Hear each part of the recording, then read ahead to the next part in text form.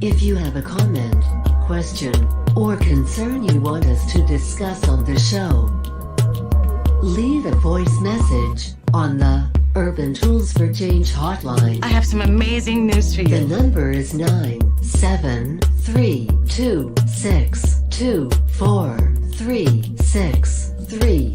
Yeah, this is me. That's 973-262-43-63.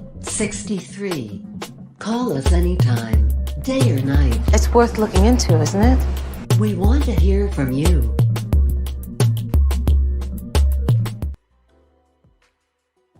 People had dogs. They had big dogs. As sure as I'm looking at what I see right now, so I'm walking.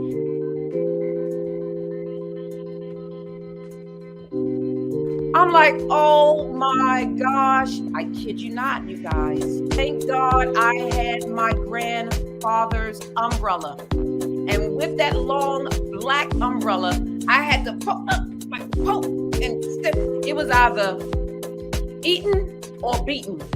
I was not going to be a dog's Alpo that day. So I had to fight. I just had my umbrella just sticking, and because the dog was like, arr, arr, arr, arr. And then the owner finally came out the house. I don't know where the owner was. Obviously, he didn't have his door locked. You're an awesome person. I'm sitting here taking notes. I feel like you're awesome and I just love your style. Your bear principle hits it right on the nail. That bear effect is there. For sure. That's also the bear effect. Wow, nice. That's I gotta ring the bell for you. Yes. Your bear factor is that too. I would like to have a house, a car, a family, a dog. The bear, the bear comes out. Literally. Put that right next to bear. Put that right next to bear. And by the way, that was a crazy scene from that movie. Oh, that yeah. bear scene. Woo. Без резких движений. Вот так, все. Есть. Нормально, все в порядке. Мы хорошо. Ебать. Because guess what? Your thoughts could be faulty. Your mind could be playing tricks on you.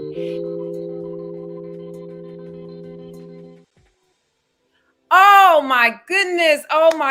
I'm still looking at that man and how he did that. Welcome to Urban Tools for Change.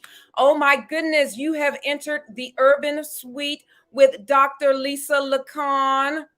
Welcome. Listen, tonight we have a fantastic, wonderful, special guest, but I'm not going to give up too much. I'll be right back, so stay with us. Bye. See ya. You are entering the Urban Suite with Dr. Lisa LaCon.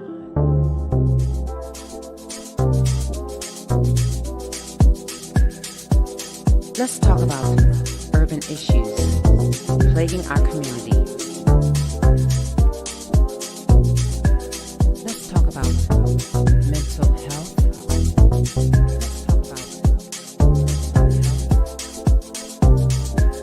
Let's talk about sex.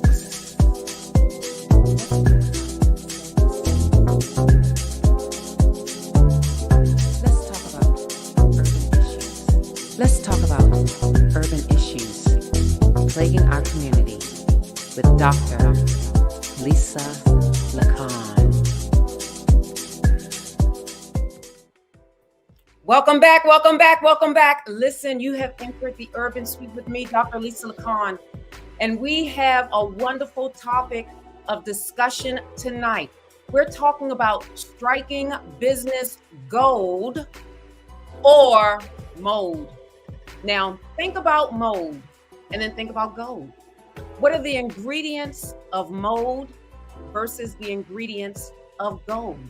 We're going to be talking about that tonight in the Urban Suite with a wonderful special guest. I can't wait until you meet her, but we will be right back because right now we have our missing person segment coming up right now. So stay with us And please, please, please, please stay with us. Stay tuned. We'll be right back.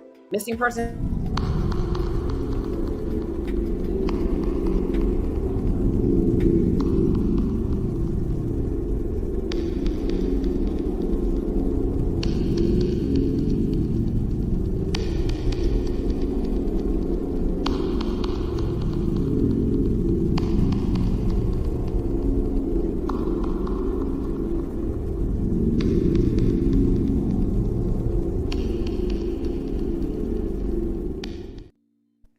All right, so listen, this is our missing person segment.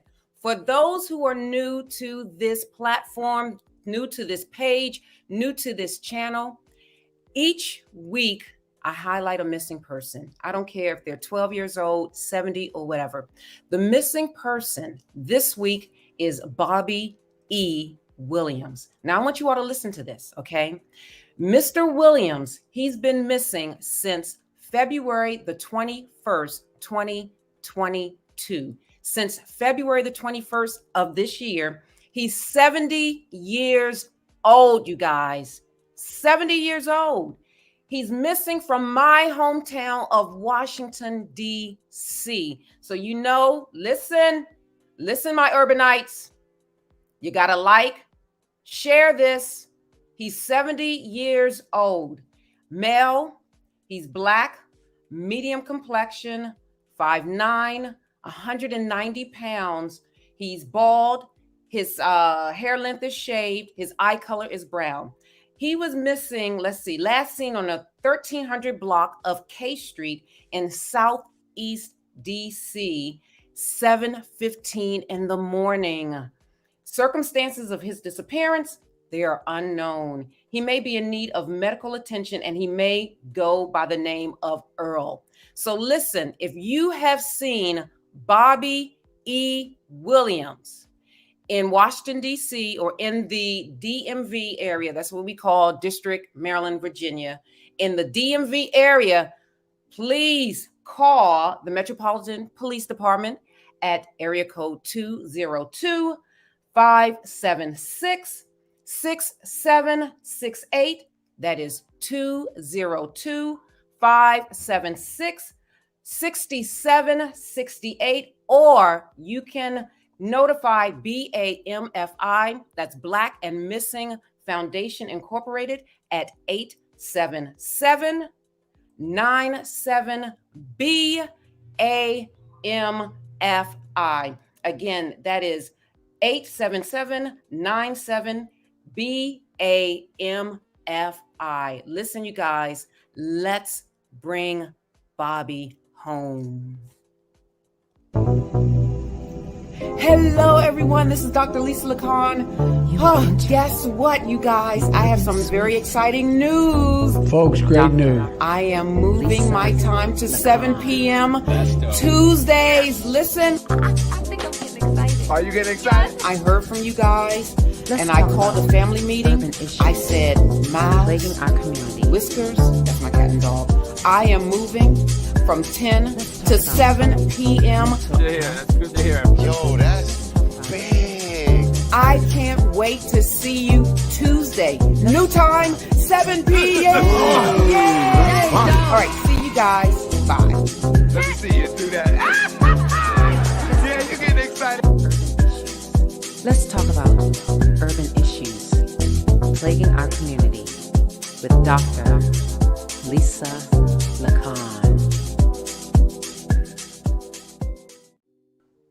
Listen, you guys, I have a recap. I have something I need to share with you. I don't know if you saw my podcast back in December I did of Jussie Smollett. I'm going to show you something because new revelations have occurred within the last couple of days. He was found guilty back in December and his sentencing took place recently. So I'm going to highlight a couple of things that I think you need to be aware of, and it's going to tie in with what I talked about last week with the bear effect. Now, you all remember the bear effect, BEAR, your beliefs expected as reality. So take a look at this. I'm going to pause it, continue it, things of that nature. All right. So let's go with this. Now, remember, I said this back in December.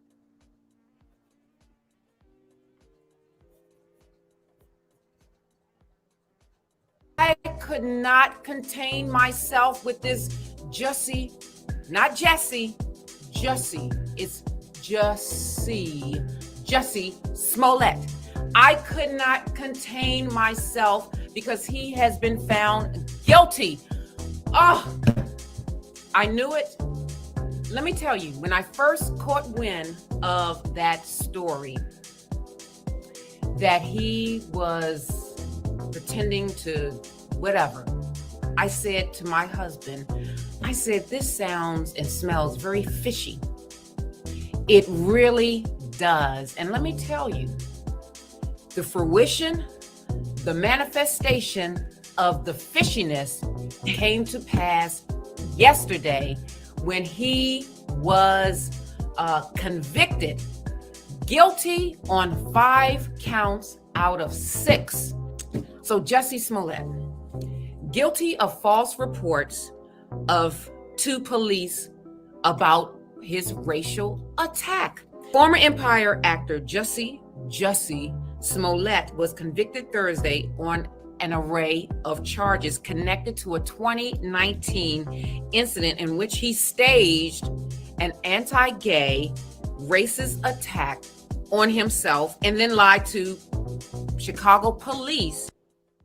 He did it against himself. So he orchestrated this whole thing where he didn't buy the noose, but he sent 2 guys to the store that bought the rope and everything. Like, you see it on camera. You see them at the counter buying all of the supplies to fulfill his mission. All right, let's continue about it. So he's convicted on 5 counts. All disorderly conduct. Count number 1, telling Chicago police officer Muhammad Baig he was the victim of a hate crime. Guilty. Telling Baig he was the victim of a battery. Guilty. Telling police detective Kimberly Murray he was the victim of a hate crime. Guilty. Telling Murray he was the victim of a battery. Guilty. Oh, that's a little ring. Let me put that. Telling again Murray he was the victim of a battery. Guilty. And then telling Detective Robert Graves that he was the victim of an aggravated battery. Not guilty. This is interesting because Jussie Smollett in 2007, according to the Los Angeles City Attorney's Office, Smollett pleaded no contest to providing false information to law enforcement in a 2007 misdemeanor case resulting from a DUI, drinking under the influence, stop, in which Smollett gave police a false name. Okay, he gave police a false name back then, driving under the influence. And I believe the false name he gave the police was his brother's name. So anyway, let's go. And signed his brother's name on the summons promising to appear in court. Smollett also pleaded no contest to driving with a blood alcohol level over the legal limit and driving without a valid driver's license, and was sentenced to a fine and 2 years of probation. This was Jussie Smollett back in 2007. Okay, fast forward to 2019. Here he goes with this hate crime hoax. So he now faces up to 3 years in prison, but he could be sentenced to probation and community service. So I don't know what the sentencing will bring. I am innocent. I'm sentencing you to 30 months felony probation, and the probation is going to be to this court.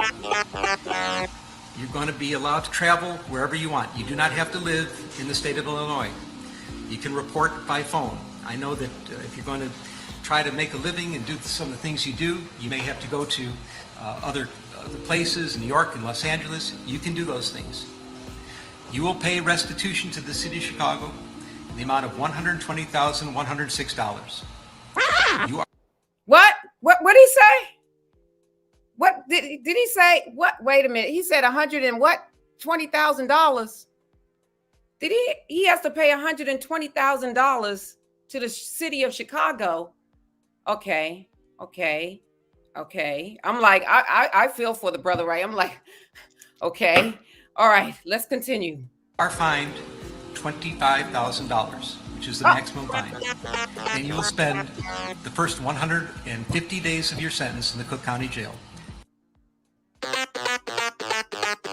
And 150 days in the Cook County Jail.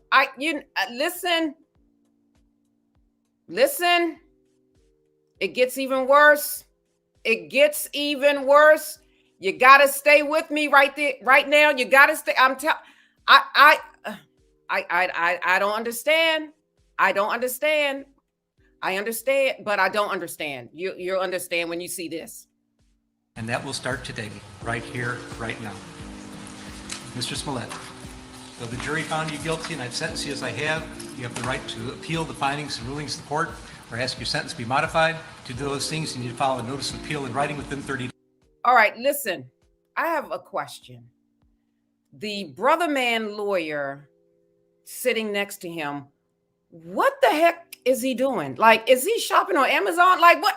He just seems so unbothered. Like, he's just typing. What is he typing? I don't know. So we're going to get into the body language soon. He just seems so unbothered. I think he's shopping on Amazon. I don't know. That's just my opinion. But listen, you be the judge. Look at him. Watch him.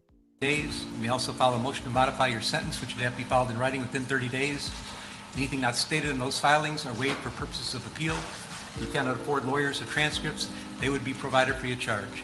Do you have any questions? No, I would just like to say to Your Honor that I am not suicidal. That's what I would like to say. Okay, if you didn't hear that, he said, Your Honor, I am not suicidal. Okay, so here it's starting to ramp up. Stay with me now. Stay with me. Hold on. Here it comes. Okay. I am not suicidal. Okay. I am not. Did you see the attorney? I believe that's his attorney, the female attorney. He actually kind of scared her because she kind of moved away. He had a lot of bass in his voice, and he's saying that he's not suicidal. All right, let's continue. I am innocent, and I am not suicidal. And he clearly states that he is innocent and he is not suicidal. Clearly states he's innocent. He was found guilty. There's video of people purchasing the tools for the hoax, but he is not guilty. He's stating that he's innocent. And this goes back to, again, just like with Tasha K, I call it the Shaggy syndrome. It wasn't me.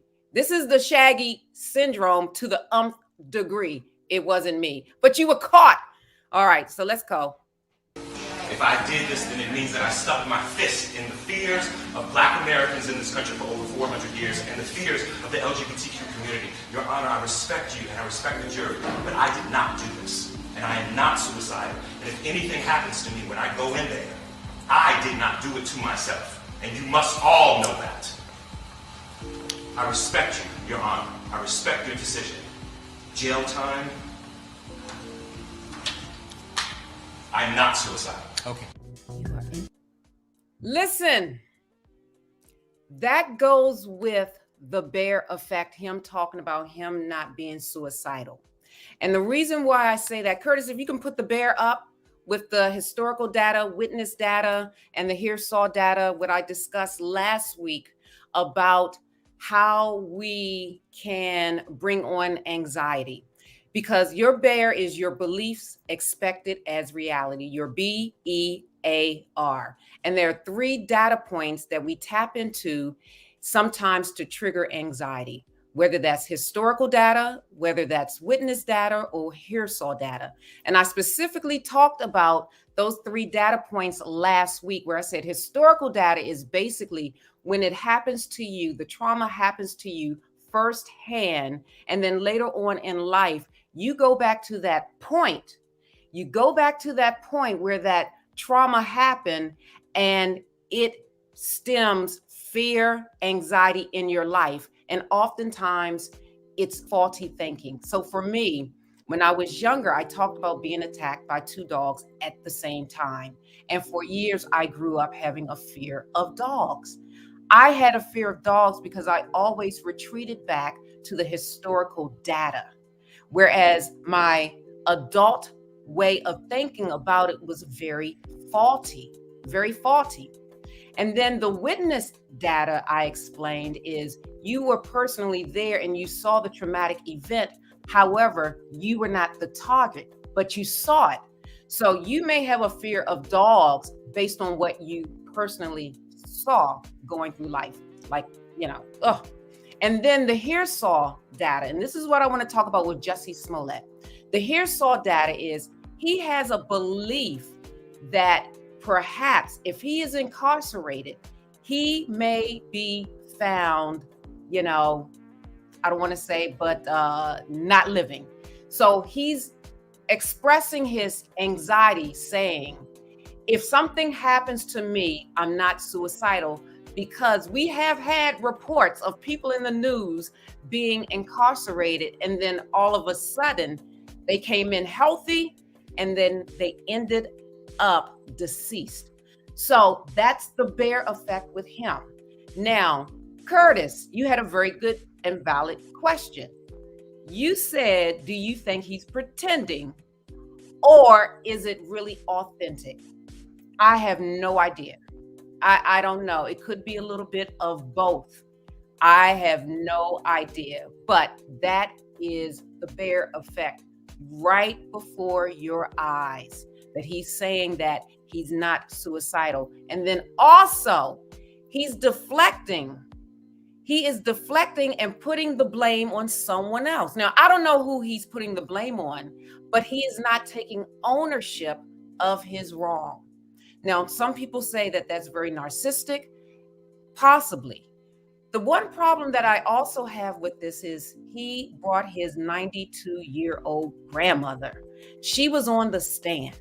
His grandmother is 92 years old. And I know a grandmother's love, my God. But, in the eyes of a grandmother, we can't do any wrong as grandchildren. We just can't. We can have a match in our hand and getting ready to throw it to burn a house down. And the grandmother would be like, isn't that child so sweet? Isn't that baby so sweet? That's a grandmother's love. But 92. So I don't know if he's going to appeal or not. I would love to have the Judge Sekou, back in the Urban Suite so we can really talk about this. But also we have another big case coming up March the 30th. And that is Nicki Minaj's husband. He's going to be sentenced. I have no idea what that is, but we should find out very soon in the Urban Suite. And if you have been following me for a long time, you know that basically he has been charged with failure to register as a sex offender because he is a registered sex offender. Again, I don't care about that. My issue with him is he did not register and he pled guilty for not registering when he relocated from New York to California. And then I think he went to different countries as well. So anyway, listen, what's coming up next, Curtis? We have, the BMI spot, and then we'll be right back. So stay with us. So listen, we are sponsored by Blessed Ministries Incorporated.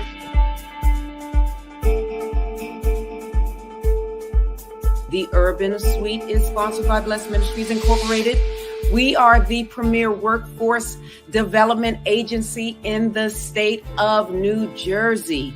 And we work with various populations to get them employed, you guys. We work with those under the supervision of parole. We work with adults with disabilities. We work with youth with disabilities, like teens with disabilities. We work with those impacted by opioids in the state of New Jersey, as well as those that are receiving like food stamps and things of that nature. We do put people to work.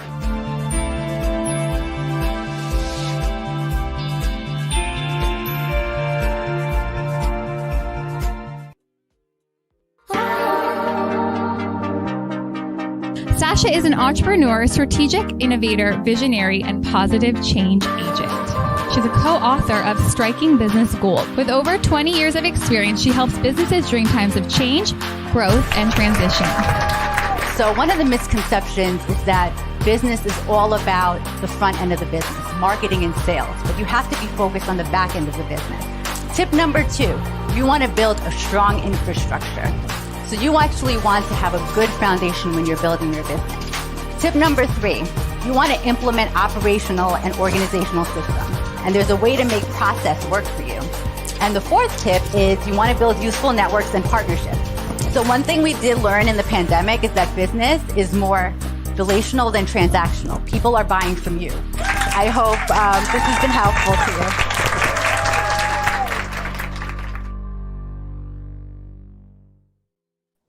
All right, my urban knights, listen. I need you guys to welcome this fierce sister, Miss Sasha Lalite, to the Urban Suite.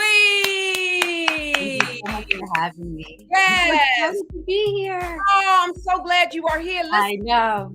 your name rhymes. Sasha Lalite in the Urban Suite. I love it. Yes. Gotta get a ring. You gotta get a ring. Yes. Oh my goodness. Listen, Urbanites, you are in the midst of greatness.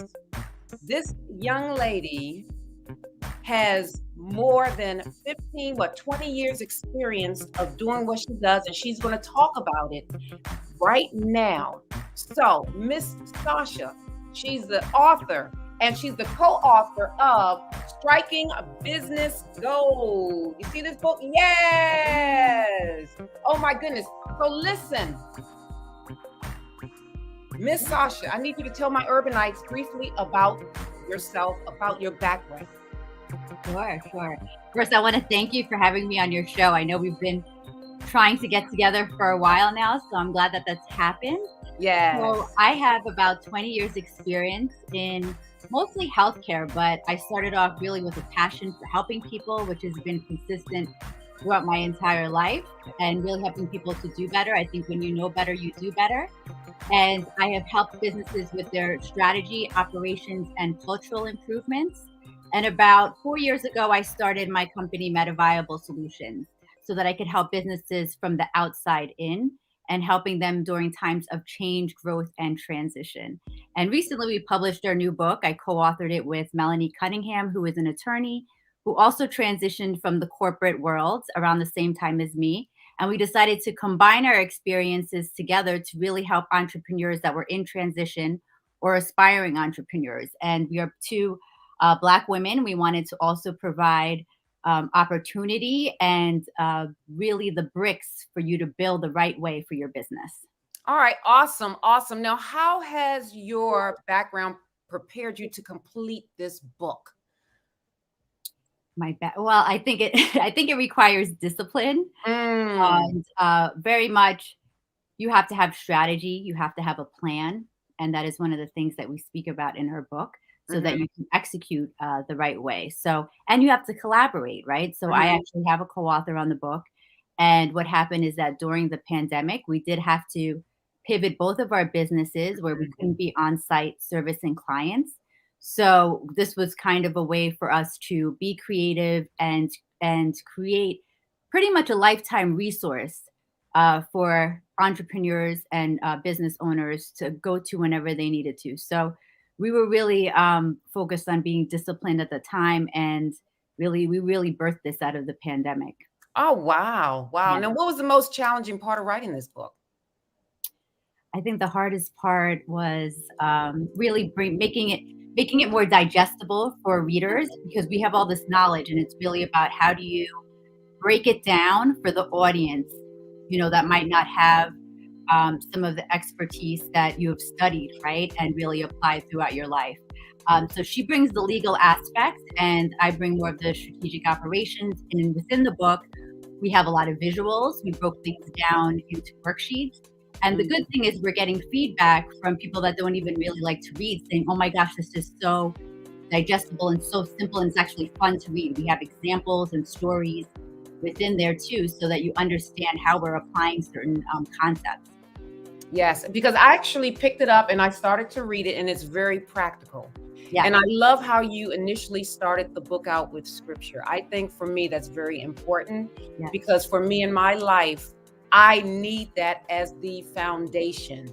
And talking about foundation, we're going to get into it just a little bit later. Some things that we all need as small business owners. And one of the things is a rock solid foundation, because if your foundation is built on sand, it's just not going to last. It's not going to last. And I'm sure you've seen some sandy foundations. And the reason why I said gold versus mold, because when you think about mold is very toxic. And if you have a toxic mentality, you cannot be a successful business owner. And what mold does is it grows in the dark. And I look at that dark as ignorance. And I think your book is a tool to bring light and to shed light, so that darkness cannot remain with folks, so that they will no longer become or stay in their ignorance. And we're going to go into it a little deeper also. But another thing about mold, when you are in the environment of mold for too long, it can disrupt your respiratory system. It can compromise your respiratory system, as well as your mental faculties. So if you have a moldy mindset, it's toxic, you're operating in ignorance, and you're not able to grow effectively as you should. And at the end of the day, because it's a business, it's going to affect your revenue. And you can remain in poverty in a sense. And I don't mean poor, but it'll be a failure to launch and to grow. And your book, you talk about so many things in your book that I really love. One of the things that you talked about in your book is, sustainability. I love that. Let's talk a little bit about sustainability, and then we're going to get into the 6 things that your book highlights why business owners fail. So how is sustainability? How do we know, is it 3 years, 5 years in business, 10 years? Like, what does that actually look like? Sustainability. So sustainability is really about coming from the mindset of thriving, right? Not just surviving and just making it, and actually having that strong foundation. And I don't put so much of a time frame on that, but what Melanie and I really focus on in the book is having that strong foundation. So I love the concept of the mold and being toxic, but you really have to come from that abundance mindset, and how do you build the right way? And we talk about foundational elements within there. And I often I talk about this concept of the house of cards when I'm doing presentations, and it gives the illusion that you have a strong infrastructure within your business. So when we talk about sustainability, we're also talking about infrastructure. And I kind of have a formula that I use for sustainability within my company. And it's strategy, structure, systems, and empowerment. And that's what equals sustainability, because you need the people, which is part of the infrastructure. You need the strategy. You also need process and systems. I'm a process expert. I have certifications in that. So how do you get your people and your processes working for you? And how do you empower people? It's not just about giving them tools, right? But are you actually training them and empowering them so that they're also confident in themselves to now apply those skills, right? To be even more fruitful, right? Because when your people are doing well on an individual level, on a behavioral level, you're going to see your whole organizational system change. And that's really how I bring about change in transition when I'm working with companies, right? And even when you spoke about the scriptures at the beginning of the book, that's part of also, like, that's Melanie and my foundation. We pray on everything. We refer to things like that because we wanted to give that inspiration. It wasn't more really spiritual, religious. It was spiritual. No matter what religion people may be, they've actually been relating to it in the book. But it's also, how do we treat one another? How do we love one another? How do you create a culture also within your business, whether a one-person business or 250 plus employees? How do you cultivate an environment that's sustainable, right? So you have certain components, but also the cultural components to grow. So within the book, as you saw, we talk about the more tactical ways, which I know you will get into. Right. Now you also talk about this, like the infrastructure. This is just not brick and mortar. This can be like for e-commerce business and things of that nature, correct? Yes. So when I'm talking about infrastructure and actual foundational elements, we're speaking about actually having, for instance, a business plan. It doesn't have to be pages and pages long, but what's actually your plan? And we talk about, we have worksheets in there, but what is your unique selling proposition? What is your mission? What are the values you're trying to build on?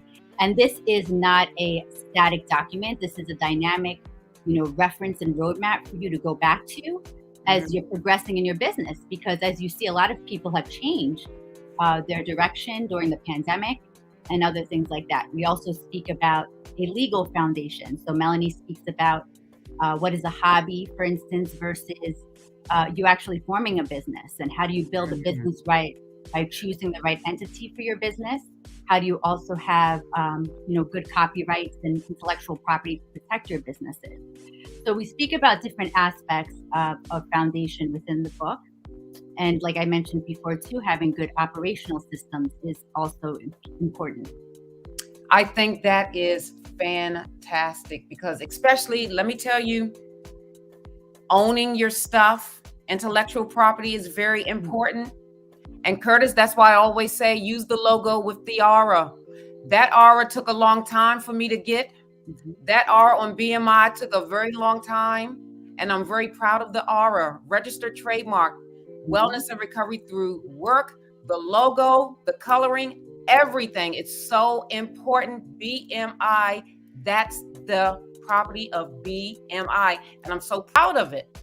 So we discussed briefly why small businesses fail.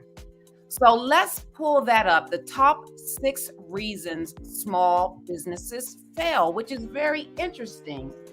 So, Sasha, which one do you want to start at? You want to start number 1? So we can start, maybe we'll start at number 3, because this is one of the foundational elements. They kind of all tie into each other. So these are some of the strategic tips that I'll cover too as we go through some of these, right? So one of the ones is not having a clear business plan. And the business plan has some of the aspects I spoke about before, some of those elements, but it also has the financial plan in there, right? How are you planning? How are you budgeting? And also has the marketing plan. What is your market strategy? Have you done your competitive research? You know your market niche, right? What is that target market that you're aiming for? One of the things we speak about in the book is you want to be a big fish in a small pond, right? You want to be competing with the right people. You're not going to be necessarily competing against maybe the Walmarts and the Amazons of the world. But what is your actual market niche? So you're spending your resources and your time in the right way. So a lot of times people don't have a clear direction. And that's why I say, even if your business plan is 2 to 3 pages, we go through those elements in the book so you know how to do those things. The core cash flow management ties into financials, right? So a lot of times, and also starting with too little money. So these are the reasons why, these are some of the statistics as to why businesses fail within the first 2 years. And so not really budgeting and having a good financial plan and realizing what it is that's coming in, coming out, documenting, budgeting. Those are all important factors as to why businesses fail. Now, this sounds a little like I need some help and guidance. This sounds a little over my head. Not over my head, but you know what I mean? Like, it sounds like, oh my gosh, this is a lot. This is hard work. This is not just, I'm going to wake up in the morning and open up a nail salon. Like, you have to really strategically think about this. Yes. You have to do your due diligence, right? Right. So part of that is, that's why you have to have that plan. Like, how do you, I always say, when you write down your ideas, there's a higher percentage that you're going to execute on them. I've always been big on goal setting. So if starting a business is your goal, you want to make sure it's feasible. You want to make sure that it's practical, right? And so even, for instance, when we're talking about number 4 here, not pricing your product or your service the right way. That's something that some of us are still tweaking. I still tweak things in my business because we see inflation's happening now, right? So everyone, down to the lady who does my nails, has to go and increase the prices. So you have to make sure that you're always coming back to the back end of your business. And so overall, the biggest thing that Melanie and I address in this book is that people don't pay enough attention to the back end of the business, which includes the financials, the legal, the operations, right? The strategy. A lot of times people are just focused on sales and marketing, but you have to put that foundation, everything that happens behind the scenes in motion. And what happens is entrepreneurs oftentimes, or aspiring entrepreneurs, get caught up in the glitz and the glams of entrepreneurship, but it's a grind, right? There's no one to tell you when to get up, when to start working, and you have to manage yourself in your life so that you're not burning yourself out and you're actually, really aligning your personal and your business goals to create this life and this business that you want. Now, you said back end. So if there's a back end, there's a front end. So the front end would be what? Working with the customers and like stuff like that?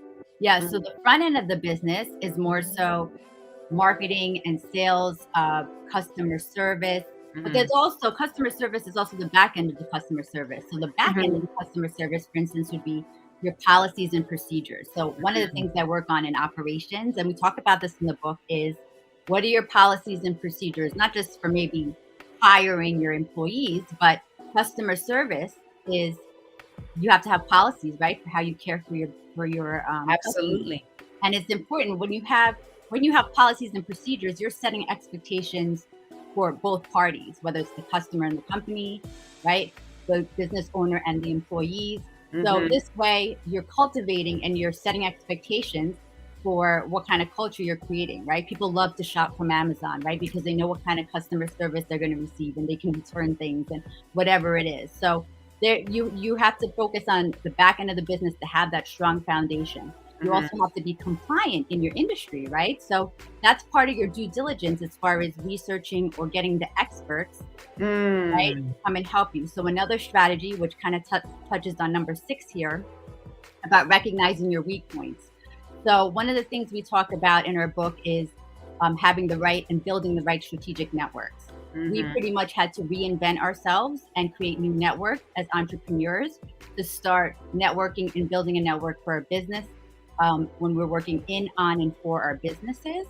We also had to hire like the right professionals, right, to have around you to help you when it comes to certain things, whether it's that accountant or that lawyer or maybe a consultant such as myself.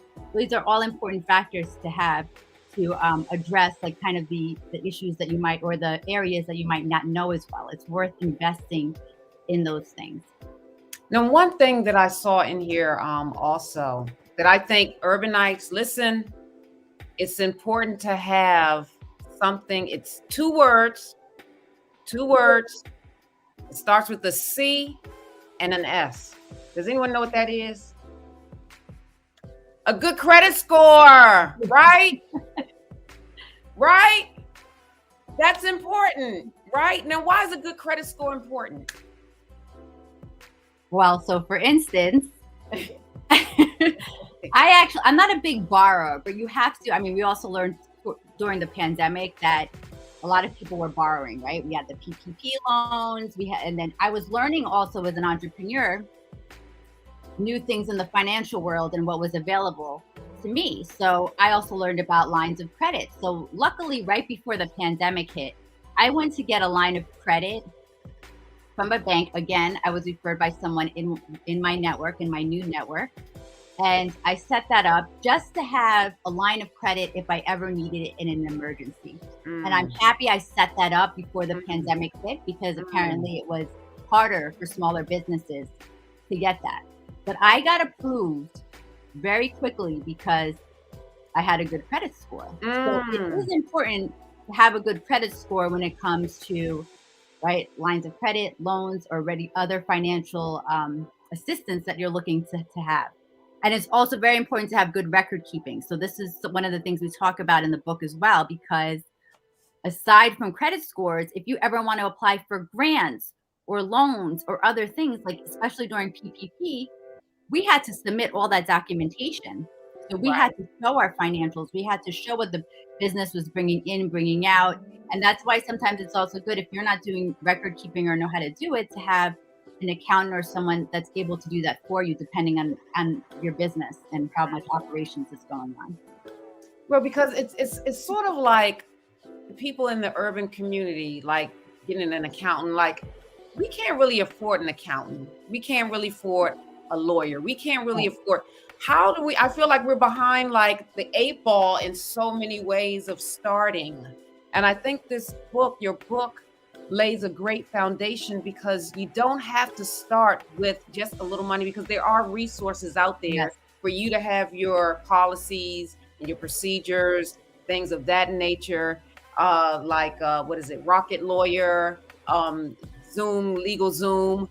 Like, you can create those things through those platforms as well, so that you won't have to spend a lot of money in terms of, a lawyer. I know for us, one of the things that we work with a lawyer extensively for our IP, because that to me is I'm not going to go through any, like a Zoom or whatever you call it. We have an attorney. We've been with this attorney for years, because to me that is so valuable, your property, your intellectual property. Now, in your experience, outside of the 6 that we just highlighted, what has been the most toxic behavior that you have seen entrepreneurs do? Oh, do I have to stick to one? Well, 2. So I think, so sticking to the concept of mold. Let's talk about toxicity for a minute. Right. I think that one of them would be isolation, because entrepreneurship can be a very lonely road. We don't always have partners, right? Business partners necessarily.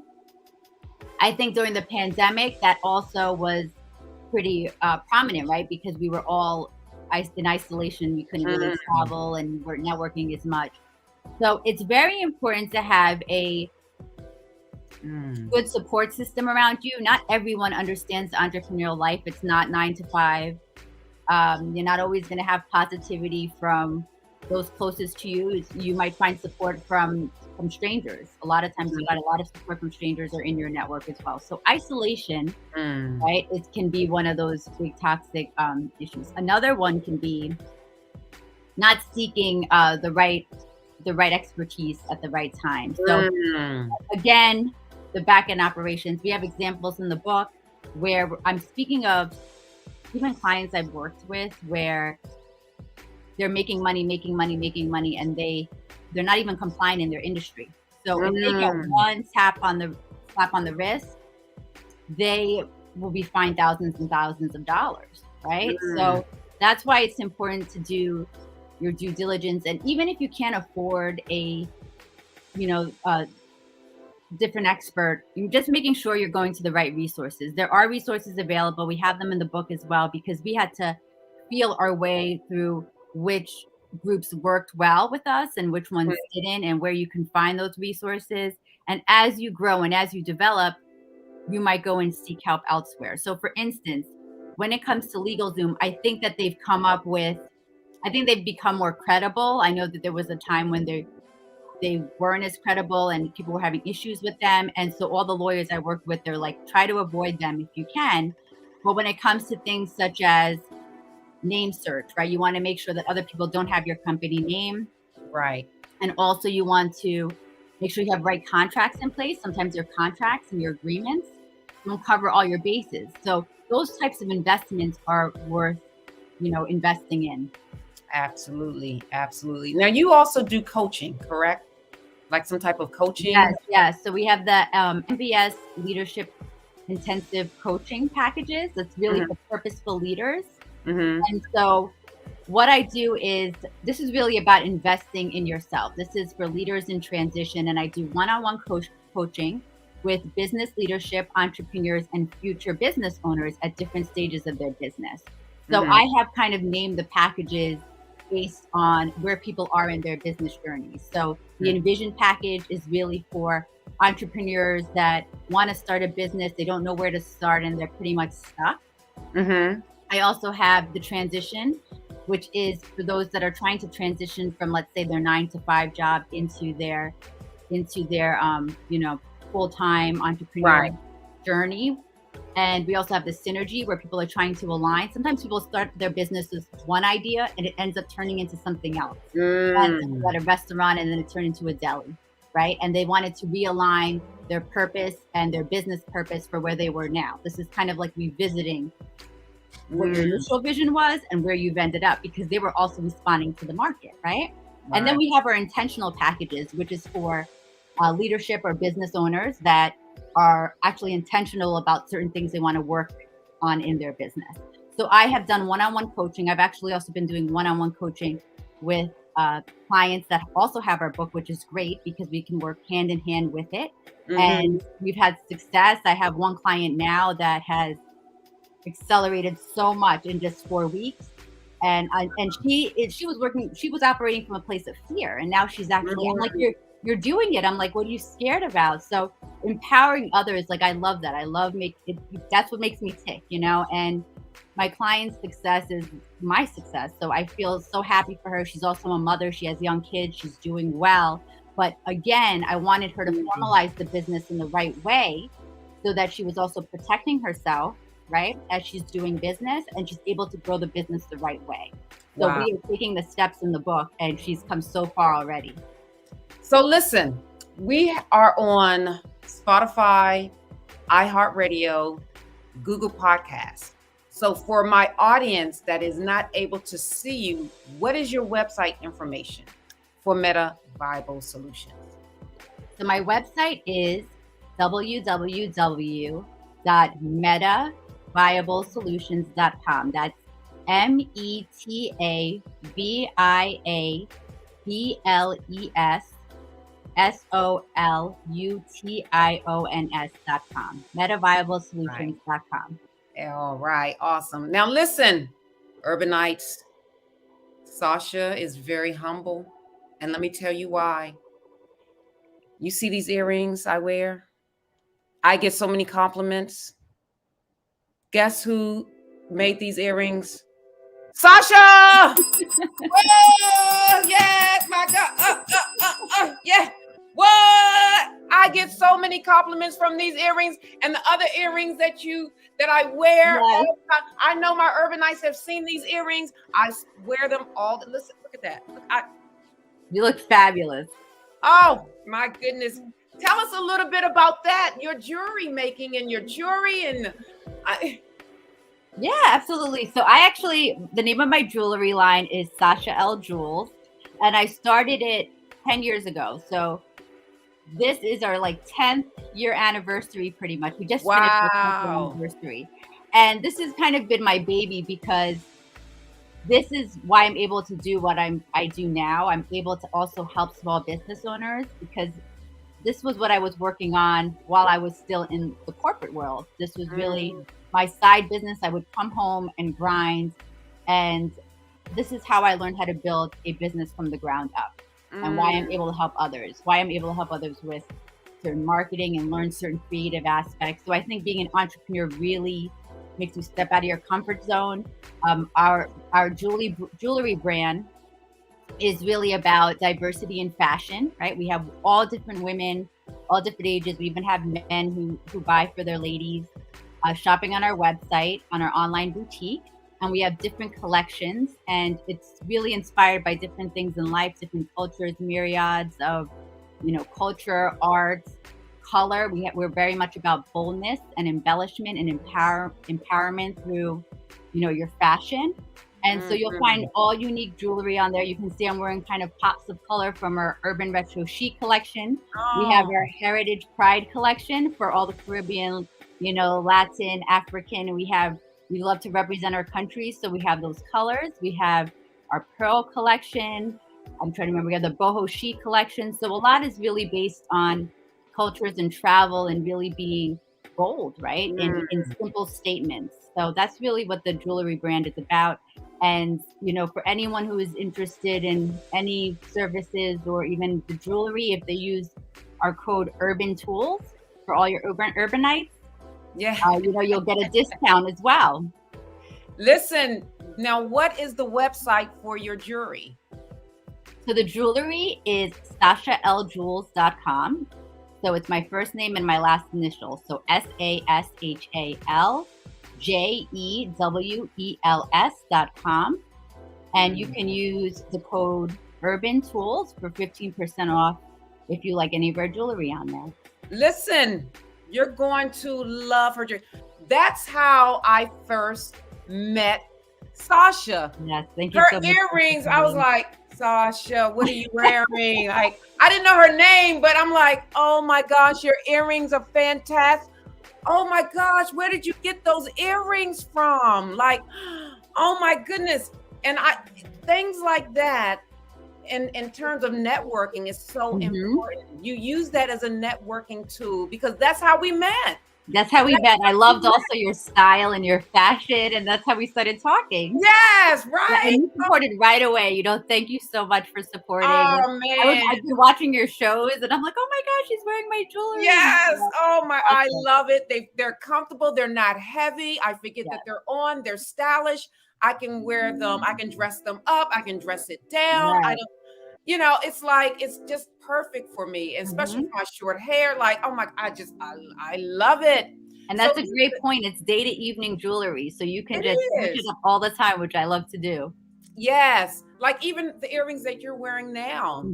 They're not too heavy. They're fun. Yes, they're great. So check them out. Definitely check out that website and also check out this book, Striking Business Gold. Let's see where they're Striking Business Gold.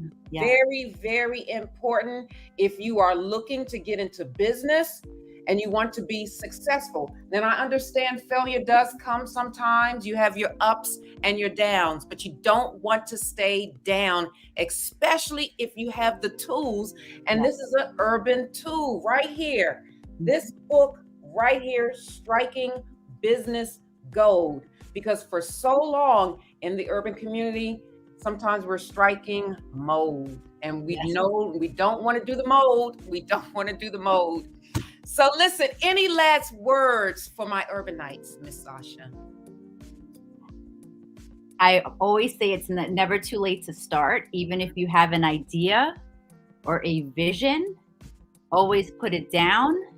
If you're scared to start, operate from a place of abundance. Don't be scared to start. I mean, anyone with the focus and the discipline can really make it happen.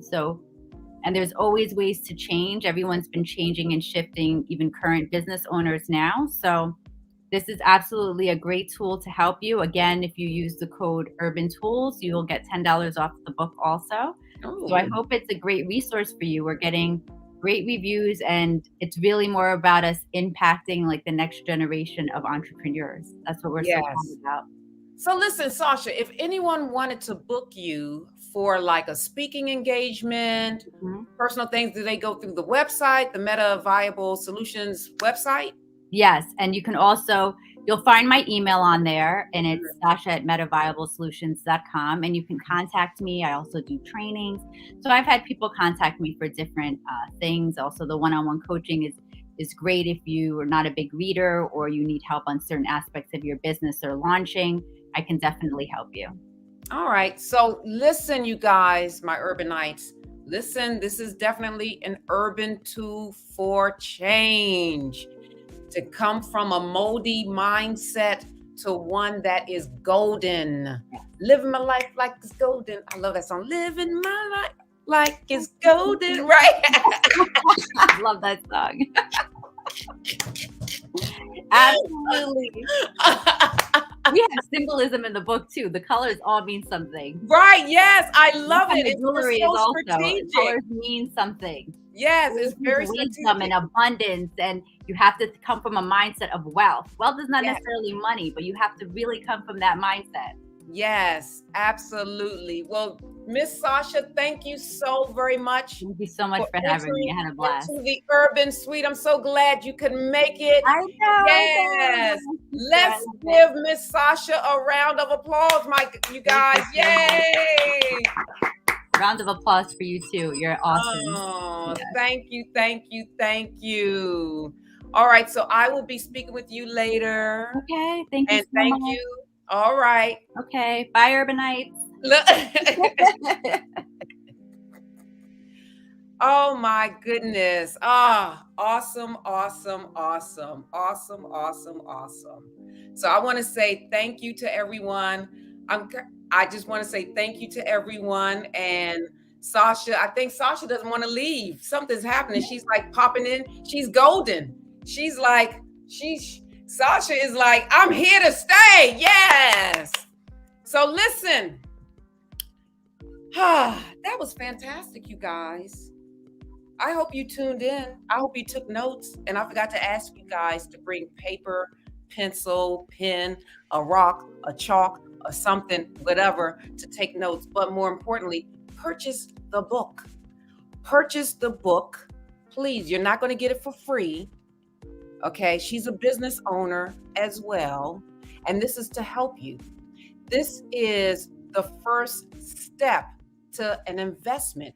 If you can't invest in a book of $20, because you're going to get a $10 discount once you put Urban Tools in there, it may not be for you because scared money don't make none, right? That's what they say. Scared money don't make none. All right. So that's it right there. And then what do we have up next, Curtis? You are entering the Urban Suite.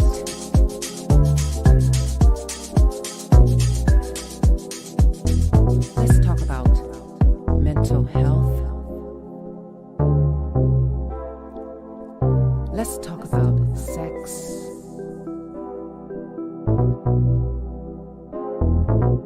Let's talk about urban issues plaguing our community with Dr. Lisa LaCon.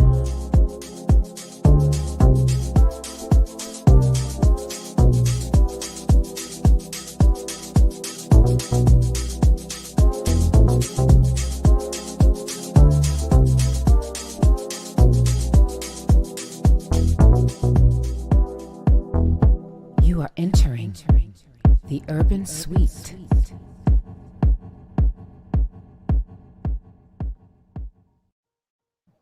All right, so who is being flushed down the toilet this week, Curtis? Let's see. Who's being flushed? Oh, Trader Joe's. Oh my gosh. Let me tell you why Trader Joe's is being flushed down the toilet.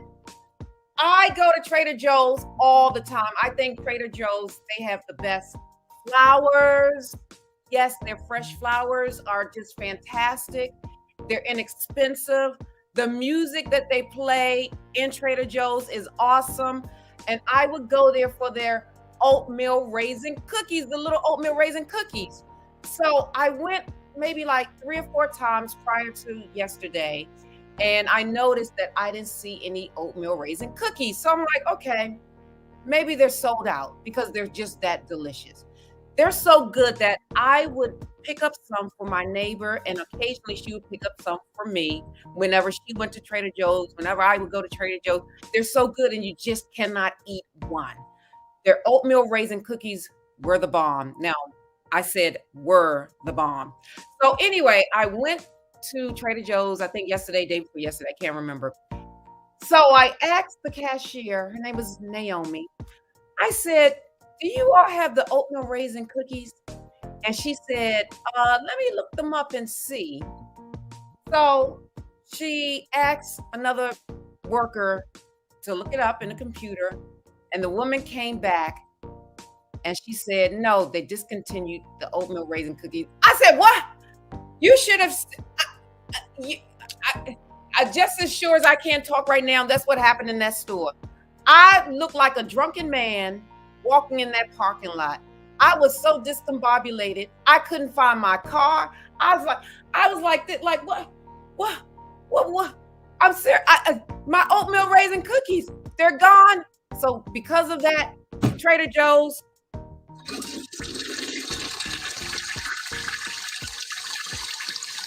you get the flush. But I will say this, Naomi, she kind of calmed me down. That was the worker at Trader Joe's. She said, well, sometimes in life you have to try something new. And I know this, but I didn't want to hear that at that time. I know this, that I have to try something new. So next week on air, I'm going to try their peanut butter cookies. Now, I don't like peanut butter. Like, they had all these peanut butter cookies. Who eats peanut butter cookies? Do you know who eats peanut butter cookies? A show of hands. Like, who eats peanut butter cookies? They have peanut butter cookies, double chocolate chip.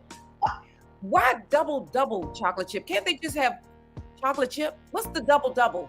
I'm like, oh my gosh. So they get rid of my oatmeal raisin cookies for peanut butter and double chocolate chip and some other stuff. I'm like, okay. Anyway, I'm going to try it on air, the peanut butter cookies next week. I don't like peanut butter, but I do like peanut butter. Does that make sense? Like, I like peanut butter and apple slices, but I don't like peanut butter cake and cookies and stuff. But because it's Trader Joe's, I'm going to try it. I cannot do the double chocolate chip. I really don't like chocolate chip cookies. So I'm going to try their peanut butter cookies on air next week. And my Urbanites, you're going to be experiencing it with me. All right.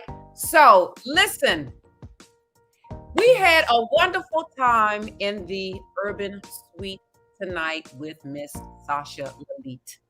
And I have to say that after really going through her book and reviewing her book, listen, this book right here, Striking Business Gold. This is a book that you definitely should pick up. You should definitely order it.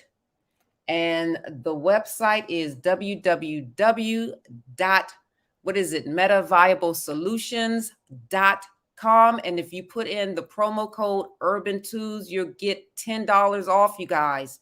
So if you are serious about starting a business, and it does appear to be scary, and again, also with that bear effect, if you believe that it's not going to happen based on, those 3 data points, whether you experienced failure before and you're like, oh my gosh, I don't think I'm going to do this because I failed before.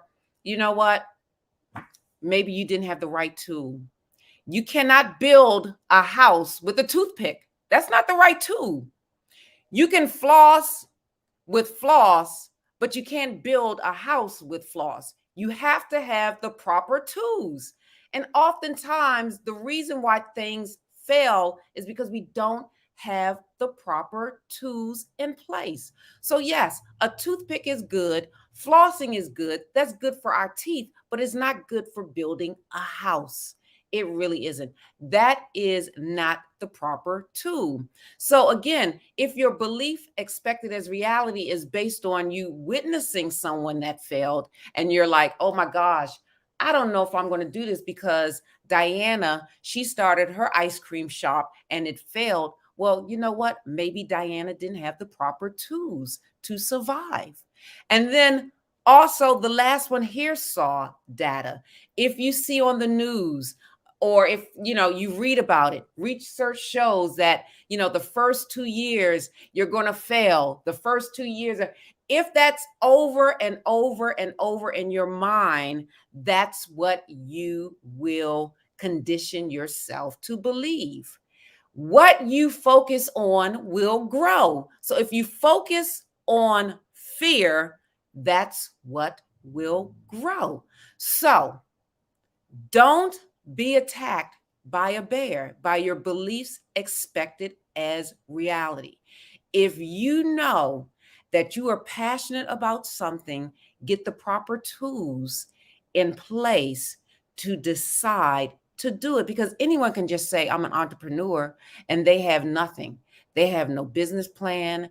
They have no policies in place. They have nothing except something in their mind. And you can't go to the bank and just say, I'm a business, an entrepreneur. It's not going to happen. They're not going to give you money if you don't have money. Also, one of the things that we have to really do is talk about our credit score, because your credit score, listen to this. Remember what Sasha said, because her credit was good, she got a loan just like that. If you have poor credit, you either won't get a loan or the interest rate will be so high that you're going to end up being in more debt. You want to start off with a good foundation, and that is basically having a good credit score. Even if you don't apply for a loan, they look at your credit score, because your credit score tells people how you live. It tells people, are you, let's see, what's the word I'm looking for? If you are, in a sense, ethical, I guess, if you're responsible. So if you have a poor credit score, people look at that as you're not a responsible person, right? So, and who's going to give money to people who are not responsible? Would you give money to somebody that's not responsible? Come on, think about it. So anyway, I want to thank you guys for coming into the Urban Suite with me, Dr. Lisa LaCon, because in the Urban Suite is where you will laugh, learn, cry, and grow. Until next week, thank you again. And Molly, take us away.